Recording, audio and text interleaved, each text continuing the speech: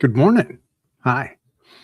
So normally I don't go scripted at all, but I haven't yet memorized this opener, and I think it's kind of important that I start incorporating this. So bear with me.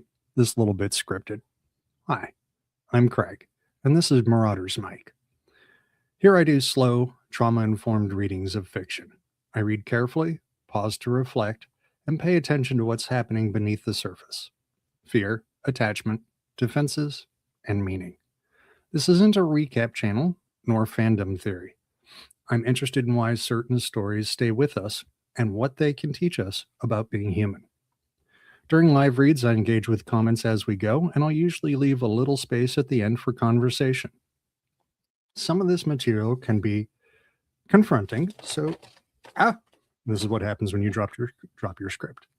Some of this material can be confronting, so take it at whatever pace works for you. Let's begin. And good morning. Chapter 22, I'll post again. Here we go. Harry. Hermione was tugging at his sleeve, staring at her watch. We've got exactly 10 minutes to get back down to the hospital wing without anybody seeing us, before Dumbledore locks the door. Okay, said Harry, wrenching his gaze away from the sky. Let's go. They slipped through the doorway behind them and down a tightly spiraling stone staircase. As they reached the bottom of it, they heard voices. They flattened themselves against the wall and listened.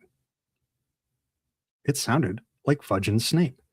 They were walking quickly along the corridor at the foot of the staircase. Only hope Dumbledore's not going to make difficulties, Snape was saying. The kiss will be performed immediately. As soon as McNair returns with the Dementors, this whole Black affair has been highly embarrassing.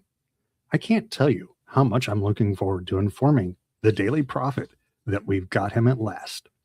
I'll dare say they'll want to interview you, Snape, and once Harry's back in his right mind... Of course, Fudge is discounting and dismissing everything that Harry's going through. Once young Harry's back in his right mind, I expect he'll want to tell the prophet exactly how you saved him. Harry clenched his teeth. He caught a glimpse of Snape's smirk as he and Fudge passed Harry and Hermione's hiding place. Their footsteps died away. Harry and Hermione waited a few moments to make sure they'd really gone, then started to run in the opposite direction. Down one staircase, then another, along a new corridor. Then they heard a cackling ahead. Peeves, Harry muttered, grabbing Hermione's wrist. In here. They tore into a deserted classroom on their left just in time. Peeves seemed to be bouncing along the corridor in tearing spirits, laughing his head off.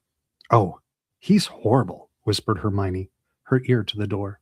I bet he's all excited because the Dementors are going to finish Sirius. She checked her watch. 3 minutes, Harry. Good morning. She waited until Peeves' gloating voice had faded into the distance, then slid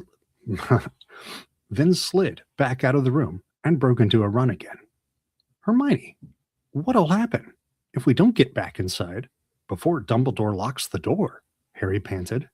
I don't want to think about it, Hermione moaned, checking her watch again. 1 minute.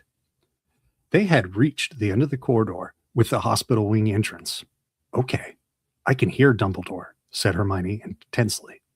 Come on, Harry. They crept along the corridor. The door opened. Dumbledore's back appeared. I am going to lock you in, they heard him saying. It is 5 minutes to midnight. Miss Granger, 3 turns should do it. Good luck. Dumbledore backed out of the room, closed the door, and took out his wand to magically lock it. Panicking, Harry and Hermione ran forwards. Dumbledore looked up, and a wide smile appeared under the long silver mustache. Well, he said quietly. We did it, said Harry breathlessly. Sirius has gone. On Buckbeak. Dumbledore beamed at them. Well done, I think. He listened intently for any sound within the hospital wing. Yes, I think you've gone too. Get inside. I'll lock you in. Harry and Hermione slipped back inside the dormitory. It was empty, except for Ron, who was still lying motionless in the end bed. As the lock clicked behind them, Harry and Hermione crept back to their own beds, Hermione tucking the time turner back under her robes. Next moment, Madame Pomfrey had come striding back out of her office. Did I hear the headmaster leaving? Am I allowed to look after my patients now? She was in a very bad mood. Harry and Hermione thought it best to accept their chocolate quietly. Madame Pomfrey stood over them, making sure they ate it. All right. Now that's like institutionalized forced chocolating. It's a little less healthy than when Lupin does it. But Harry could hardly swallow. He and Hermione were waiting, listening, their nerves jangling. And then, as they both took a fourth piece of chocolate from Madame Pomfrey, they heard a distant roar of fury echoing somewhere above them. What was that? Said Madame Pomfrey in alarm. Now they could hear angry voices, growing louder and louder. Madame Pomfrey was staring at the door. Really? They'll wake everybody up. What do they think they're doing? Harry was trying to hear what the voices were saying. They were drawing nearer. He must have disappeared, Severus. We should have left somebody in the room with him. When this gets out... He didn't dissipate, Snape roared, now very close at hand. You can't apparate or disapparate inside this castle. This has something to do with Potter. Severus, be reasonable. Harry has been locked up. Bam! The door of the hospital wing burst open. Fudge, Snape, and Dumbledore came striding into the ward. Dumbledore alone looked calm. Indeed, he looked as though he was quite enjoying himself. I suspect Dumbledore is having fun in this moment. Fudge appeared angry, but Snape was beside himself. Out with it, Potter, he bellowed. What did you do? Professor Snape, shrieked Madame Pomfrey. Control yourself. See here, Snape. Be reasonable, said Fudge. This door's been locked. We just saw. They helped him escape. I know it. Snape howled, pointing at Harry and Hermione. His face was twisted. Spit was flying from his mouth. Lost my place, sorry. Calm down, man, Fudge barked. You're talking nonsense. You don't know Potter, shrieked Snape. He did it. I know he did it. That'll do, Severus, said Dumbledore quietly. Think about what you're saying. This door has been locked since I left the ward 10 minutes ago. Madame Pomfrey, have these students left their beds? Of course not, said Madame Pomfrey, bristling. I've been with them ever since you left. Well, there you have it, Severus, said Dumbledore calmly. Unless you're suggesting that Harry and Hermione are able to be in two places at once, I'm afraid I don't see any point in troubling them further.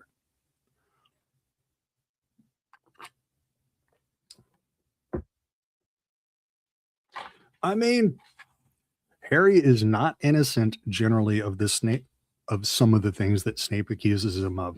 Absolutely. And if there's any part of Dumbledore that is a manipulator, and I think we all know that there is, yeah, he's having a blast right now. He is watching one of his plans unfold right before his very eyes. Snape stood there, seething, staring from Fudge, who looked thoroughly shocked at his behavior, to Dumbledore, whose eyes were twinkling behind his glasses. Snape whirled around, robes swishing behind him, and stormed out of the ward. Fellow seems quite unbalanced, said Fudge, staring after him. I'd watch out for him if I were you, Dumbledore. Oh, he's not imbalanced. Unbalanced, said Dumbledore quietly. He's just suffered a severe disappointment. He's not the only one, puffed Fudge. The Daily Prophet's going to have a field day. We had Black cornered, and he slipped through our fingers yet again. All it needs now is the story of that hippogriff's escape to get out, and all be a laughingstock. Well, I had better go and notify the ministry. All right, so Fudge's position, apparently, is always for compromise and spin management and moving responsibility. Granted, he's got an impossible job, but that's his default position: spin and damage control and compromise. Nothing to do with justice or fairness. And the Dementors, said Dumbledore, they'll be removed from the school, I trust. Oh, yes, they'll have to go, said Fudge, running his hands distractedly through his hair. Never dreamed they'd attempt to administer the kiss on an innocent boy. Completely out of control. No, I'll have them packed off back to Azkaban tonight. Perhaps we should Ooh, that'd be cool. Perhaps we should think about dragons at the school entrance. That would be cool. Hagrid would like that, said Dumbledore, with a swift smile at Harry and Hermione. As he and Fudge left the dormitory, Madame Pomfrey hurried to the door and locked it again. Muttering angrily to herself, she headed back to her office. There was a low moan from the other end of the ward. Ron had woken up. They could see him sitting up, rubbing his head, looking around. What happened? He groaned.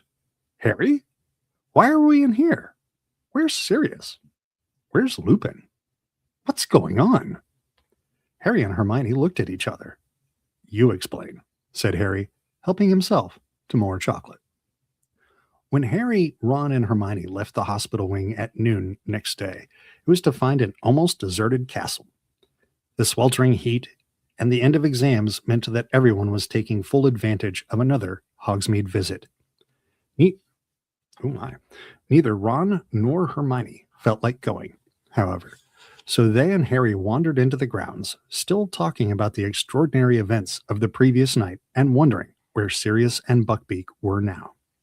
Sitting near the lake, watching the giant squid waving its tentacles lazily above the water, Harry lost the thread of the conversation as he looked across to the opposite bank. The stag had galloped towards him from there just last night. Well, thanks. Yeah, unless Harry and Hermione can be in two places at once. Yeah, Dumbledore's plan. Well, thanks. I haven't seen him in the later chapters, but I mean, that's definitely the vibe that I got from the movies and what I've read so far. And Hagrid would absolutely love to have multiple dragons guarding the gates. Absolutely. A shadow fell across them, and they looked up to see a very bleary-eyed Hagrid mopping his sweaty face with one of his tablecloth-sized handkerchiefs and beaming down at them. No, I shouldn't feel happy after what happened last night, he said. I mean, Black escaping again and everything. But guess what? What, they said, pretending to look curious. Beaky, he escaped. He's free. Been celebrating all night. That's wonderful, said Hermione, giving Ron a reproving look because he looked as though he was close to laughing. Yeah, can't have tied him up properly, said Hagrid, gazing happily out over the grounds. I was worried this morning, mind. Thought he might have met Professor Lupin in the grounds, but Lupin says he never ate anything last night. What? Said Harry quickly. Blimey, haven't you heard? Said Hagrid, his smile fading a little bit. And that accent's getting wild. I'm sorry, guys. He lowered his voice, even though there was nobody in sight. Snape told all the Slytherins this morning. Thought everyone would know by now. Professor Lupin's a werewolf, see? And he was loose in the grounds last night. He's packing now, of course. He's packing? Said Harry, alarmed. Why? Leaving, isn't he? Hagrid looked surprised that Harry had to ask. Resigned first thing this morning. Says he can't risk it happening again. Harry scrambled to his feet. I'm going to see him, he said to Ron and Hermione. But if he's resigned, doesn't sound like there's anything we can do. I don't care. I still want to see him. I'll meet you back there. Yeah, he wants to see him. That's like, in one book, that's his favorite season. That's his favorite teacher, the best Defense Against the Dark Arts teacher they've ever had, and a great male mentor and role model, which Harry has had precious few of.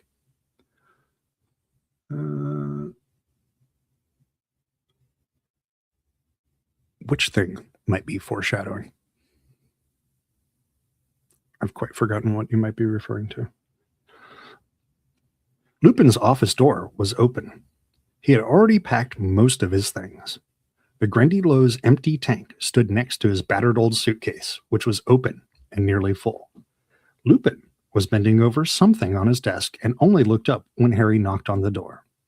"I saw you coming," said Lupin, smiling. He pointed to the parchment he had been poring over. It was the Marauder's map.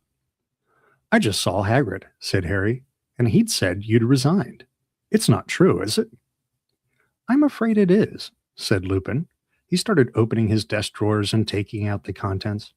"Why?" said Harry. "The Ministry of Magic don't think you are helping Sirius, do they?" Lupin closed the door and... Lupin crossed to the door and closed it behind Harry. "No. Professor Dumbledore managed to convince Fudge that I was trying to save your lives." He sighed. That was the final straw for Severus. I think the loss of the Order of Merlin hit him hard. So he, accidentally let it slip that I'm a werewolf this morning at breakfast. "You're not leaving just because of that," said Harry. Lupin smiled wryly. "This time tomorrow, the owls will start arriving from parents. They will not want a werewolf teaching their children, Harry. And after last night, I see their point. I could have bitten any of you. That must never happen again." Right, responsible self-restraint. He is a risk, so he's removing himself because he has no control in that situation. Another +1 for Lupin. "You're the best defense against the dark arts teacher we've ever had," said Harry. "Don't go." Lupin shook his head and didn't speak. He carried on emptying his drawers. Then, while Harry was trying to think of a good argument to make him stay, Lupin said, "From what the headmaster told me this morning, you saved a lot of lives last night, Harry. If I'm proud of anything, it's how much you've learned. Tell me about your Patronus." "Ah, good. We like dragons. Except for when they're being all bitey and stuff." "How do you know about that?" said Harry, distracted. What else could have driven the Dementors back? Harry told Lupin what had happened. When he'd finished, Lupin was smiling again. "Yes, your father was always a stag when he transformed," he said. "You guessed right. That's why we called him Prongs." Lupin threw his last few books into his case, closed the desk drawers, and turned to look at Harry. "Here, I brought this from the Shrieking Shack last night," he said, handing Harry back the invisibility cloak. "And," he hesitated, then held out the Marauder's map too. "I am no longer your teacher, so I don't feel guilty about giving you this back as well. It's no use to me, and I dare say you, Ron, and Hermione will find uses for it." Harry took the map and grinned.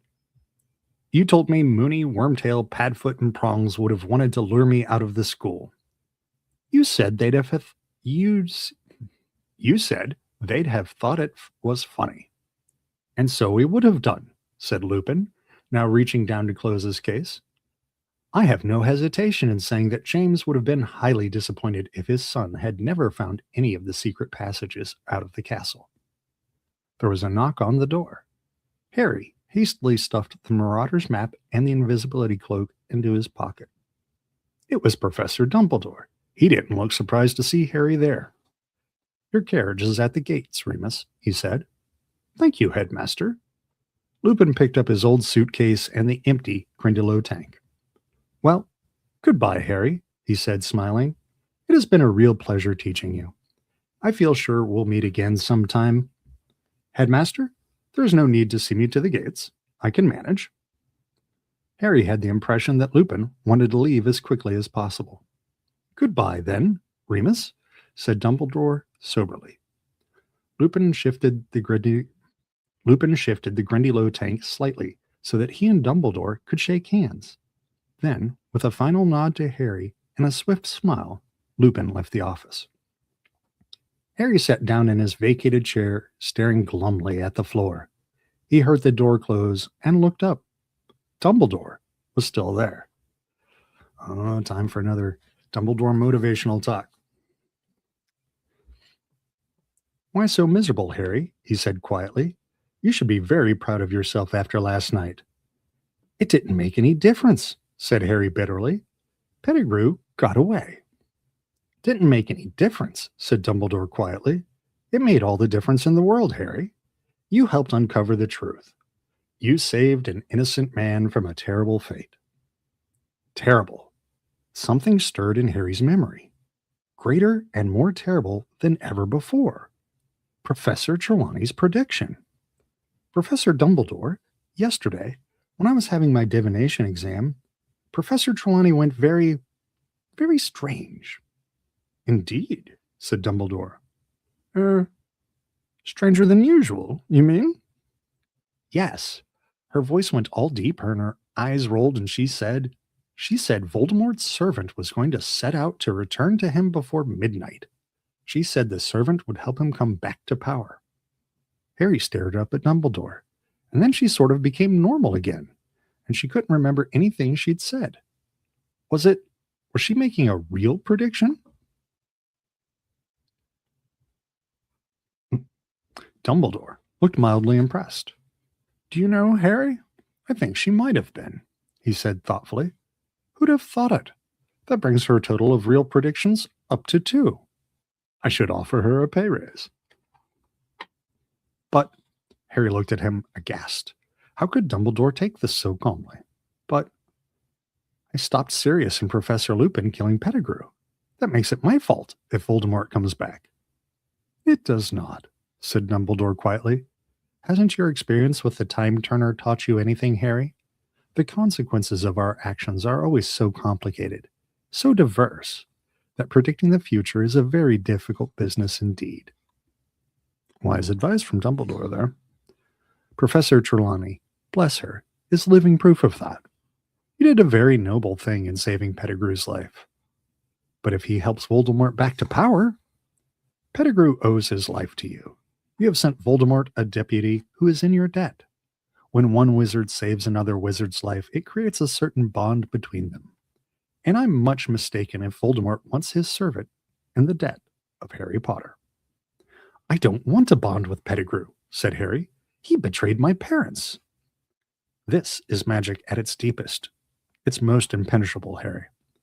But trust me, the time may come when you'll be very glad you saved Pettigrew's life. Just to point out, there was a time that definitely came in The Lord of the Rings when Frodo was very happy that he'd spared Gollum. Probably, the part at the end with like the lava that Frodo didn't go into. Just saying. Harry couldn't imagine when that would be. Dumbledore looked as though he knew what Harry was thinking. I knew your father very well, both at Hogwarts and later, Harry, he said gently. He would have saved Pettigrew too. I'm sure of it. Harry looked up at him. Dumbledore wouldn't laugh. He could tell Dumbledore. Last night, I thought it was my dad who'd conjured my Patronus. I mean, when I saw myself across the lake, I thought I was seeing him. An easy mistake to make, said Dumbledore softly.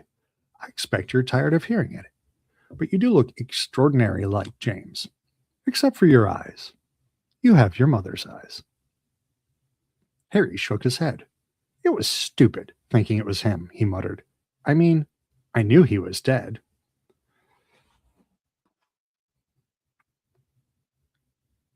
You think the dead we have loved ever truly leave us? You think that we don't recall them more clearly than ever in times of great trouble? Your father is still alive in you, Harry, and shows himself most plainly when you have need of him.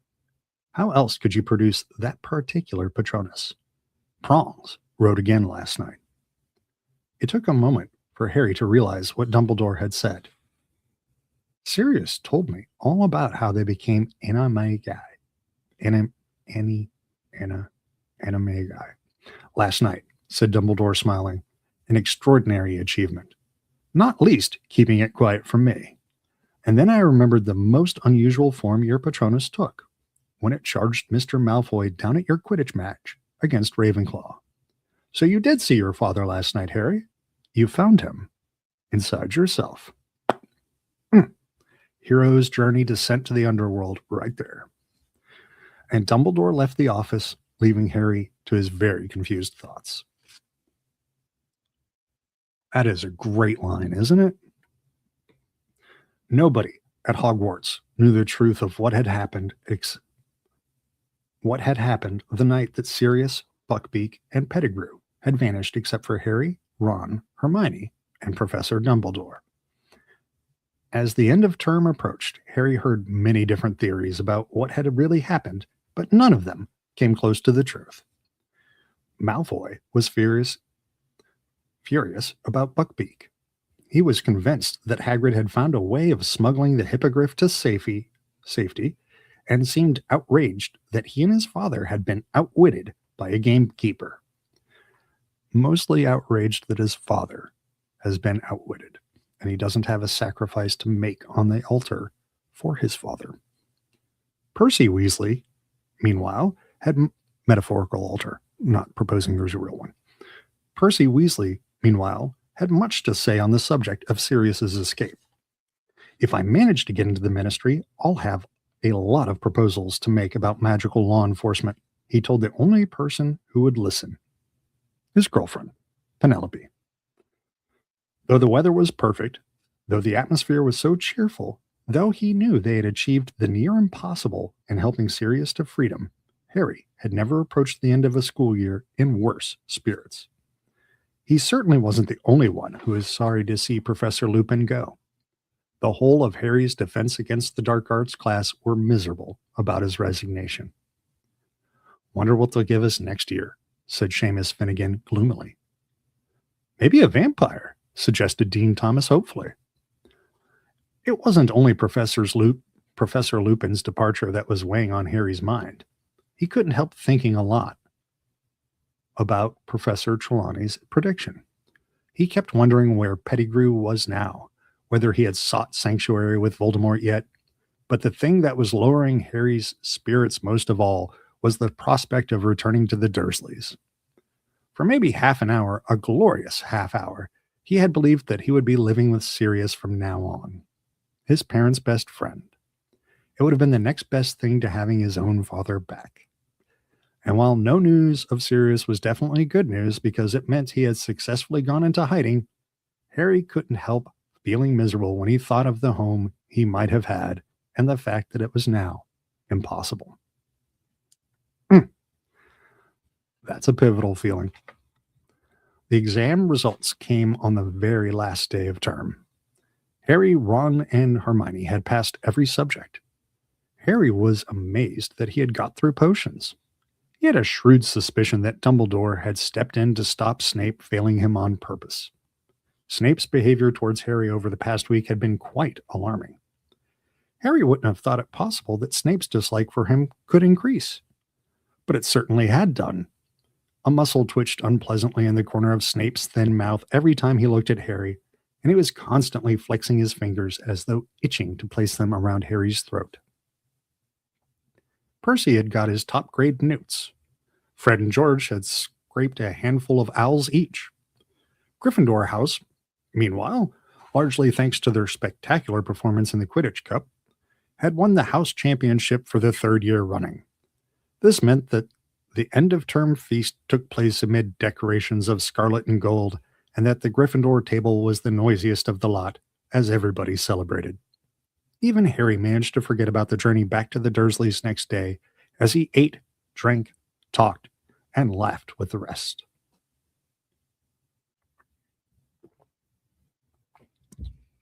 As the Hogwarts Express pulled out of the station next morning, Hermione gave Harry and Ron some surprising news. I went to see Professor McGonagall this morning, just before breakfast. I've decided to drop Muggle studies. But you passed your exam with 320%, said Ron. I know, sighed Hermione, but I can't stand another year like this one. That time turner, it was driving me mad. I've handed it in. Without Muggle studies and divination, I'll be able to have a normal timetable again. I still can't believe you didn't tell us about it, said Ron grumpily. We're supposed to be your friends. I promised I wouldn't tell anyone, said Hermione severely. She looked around at Harry, who was watching Hogwarts disappear from view behind a mountain. 2 whole months before he'd see it again. Oh, cheer up, Harry, said Hermione sadly.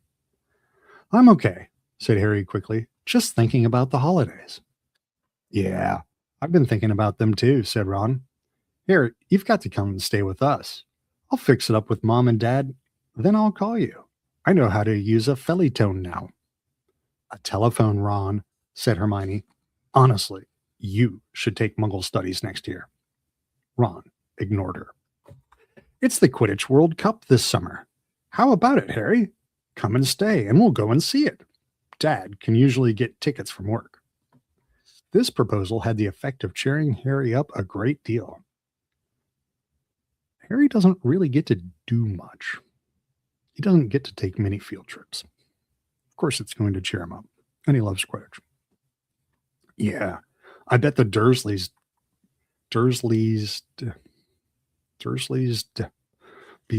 be pleased to let me come, especially after what I did to Aunt Marge. Feeling considerably more cheerful, Harry joined Ron and Hermione in several games of Exploding Snap, and when the witch with the tea trolley arrived, he bought himself a very large lunch, though nothing with chocolate in it. But it was late in the afternoon before the thing that made him truly happy turned up. Harry, said Hermione, suddenly peering over her shoulder, what's that thing outside your window? Harry turned to look outside. Something very small and gray was bobbing in and out of sight behind the glass.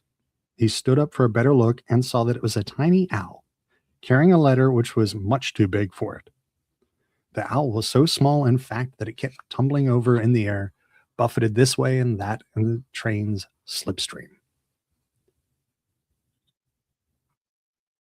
I mean, 320%, that is a high mark right there. I don't know. How much would you tell dentists about your wizarding studies and all the hijinks you got up to? Probably not as much as you should. Yeah, I don't think she told him about getting petrified. I wouldn't. She likes going back. Harry quickly pulled down the window, stretched out his arm, and caught it. It felt like a very fluffy snitch. He brought it carefully inside. The owl dropped its letter onto Harry's seat and began zooming around their compartment, apparently very pleased with itself for accomplishing its task. Hedwig clicked her beak with a sort of dignified disapproval. Crookshanks sat up in his seat, following the owl with his great yellow eyes. Lunch on the wing. Ron, noticing this, snatched the owl safely out of harm's way. Harry picked up the letter. It was addressed to him. He ripped open the letter and shouted, "It's from Sirius." "What?" said Ron and Hermione excitedly. "Read it out loud." Dear Harry, I hope this finds you before you reach your aunt and uncle. I don't know whether they're used to owl post. Buckbeak and I are in hiding. I won't tell you where, in case this falls into the wrong hands. I have some doubt about the owl's reliability, but he is the best I could find, and he did seem eager for the job. I hope the Dementors are still searching for me, but they haven't a hope of finding me here. I am planning to allow some Muggles to glimpse me soon, a long way from Hogwarts, so that the security on the castle will be lifted. There is something I never got round to telling you during our brief meeting. It was I who sent you the firebolt. Ha! Said Hermione triumphantly. See? I told you it was from him. Yes, but he hadn't jinxed it, had he? Said Ron. Ouch! The tiny owl, now hooting happily in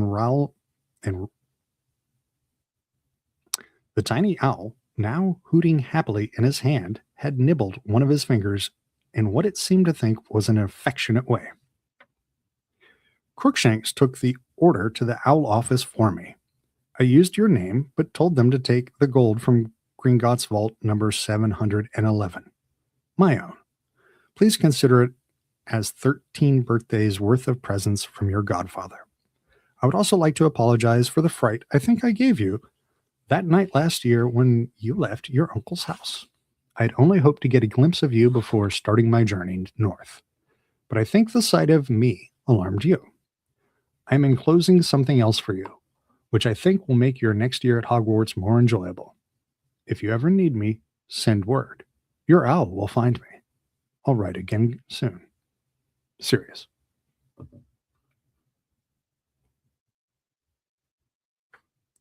Yeah, I mean, that's kind of one of the core tent poles of Hermione's character at this point. Being right is important. Like top 3 importance, being correct. Harry looked eagerly inside the envelope. There was another piece of parchment in there. He read it through quickly and felt suddenly as warm and contented as though he'd swallowed a bottle of hot butter beer in one go. I, Sirius Black, Harry Potter's godfather, hereby give him permission to visit Hogsmeade at weekends. That'll be good enough for Dumbledore, said Harry happily. He looked back at Sirius's letter. Hang on, there's a P.S. I thought your friend Ron might like to keep this owl, as it's my fault he no longer has a rat. Ron's eyes widened. The minute owl was still hooting excitedly. Keep him? He said uncertainly.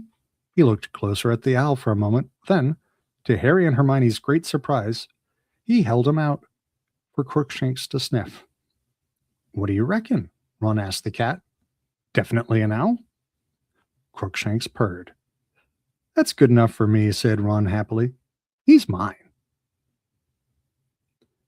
Harry read and reread the letter from Sirius all the way back into King's Cross Station. It was still clutched tightly in his hand as Ron and Hermione stepped back through the barrier of platform 9 3/4. Harry spotted Uncle Vernon at once. He was standing a good distance from Mr. and Mrs. Weasley, eyeing them suspiciously. And when Mrs. Weasley hugged Harry in greeting, his worst suspicions about them seemed confirmed. I'll call about the World Cup, Ron yelled after Harry, as Harry bid him and Hermione goodbye, then wheeled the trolley bearing his trunk and Hedwig's cage towards Uncle Vernon, who greeted him in usual fashion. What's that? He snarled, staring at the envelope Harry was still clutching in his hand. If it's another form for me to sign, you've got another. It's not, said Harry cheerfully. It's a letter from my godfather. Godfather? Sputtered Uncle Vernon. You haven't got a godfather. Yes, I have, said Harry brightly. He was my mom and dad's best friend. He's a convicted murderer, but he's broken out of wizard prison and he's on the run. He likes to keep in touch with me, though. Keep up with my news. Check I'm happy. And grinning broadly at the look of horror on Uncle Vernon's face, Harry set off towards the station exit, Hedwig rattling along in front of him for what looked like a much better summer than the last.